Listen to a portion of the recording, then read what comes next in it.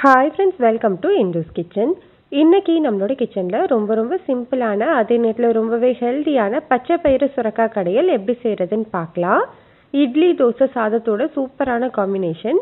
இதை செய்கிறதுக்காக 2 கப் அளவு சுரக்காவை தோல் சீவிட்டு இந்த மாதிரி நீளமாக கட் பண்ணி எடுத்து வச்சுருக்கேன். அதை அப்படியே ஒரு குக்கரில் சேர்த்துக்கலாம். இது கூடவே 1/2 கப் அளவு பச்சை பயிறு முளைக்கட்டி எடுத்து வச்சுருக்கேன். உங்ககிட்ட முளைக்கட்டின பச்சை பயிறு இல்லைன்னா 1/2 கப் அளவு பச்சை பயிறு ஒரு 5 மணி நேரம் ஊற வச்சுட்டு அதுக்கப்புறமா நீங்கள் சேர்த்துக்கலாம். இது கூடவே 10 சின்ன வெங்காயம், 2 மீடியம் சைஸ் தக்காளி, 2 பச்சை மிளகாவை இடையில கீறிட்டு சேர்த்துக்கிறேன். உங்களோட காரத்துக்கு ஏற்ற மாதிரி பச்சை மிளகாயோட அளவை மட்டும் எடுத்துக்கோங்க. இது கூடவே 1/2 டீஸ்பூன் அளவு மஞ்சள் தூள், 2 டீஸ்பூன் அளவு குழம்பு மிளகாய் தூள் சேர்த்துக்கிறேன்.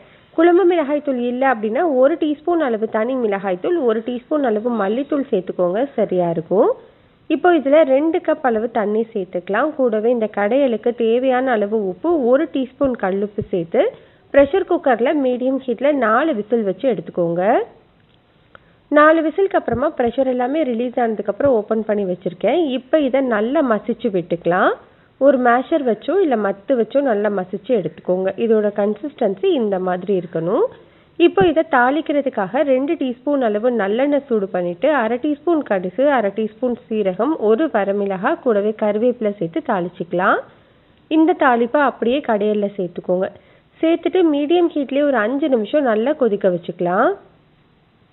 இப்போ பாருங்கள், இது நல்லாவே கொதிச்சு வந்துருச்சு. இந்த டைமில் இதில் பொடியாக நறுக்குனா கொத்தமல்லி சேர்த்துக்கோங்க. சேர்த்துட்டு ஸ்டவ் ஆஃப் பண்ணிடலாம். அவ்வளோதான், நம்மளுக்கு சூப்பர் டேஸ்டான ஹெல்த்தியான பச்சை பயிறு கடையல் ரெடி ஆகிடுச்சு.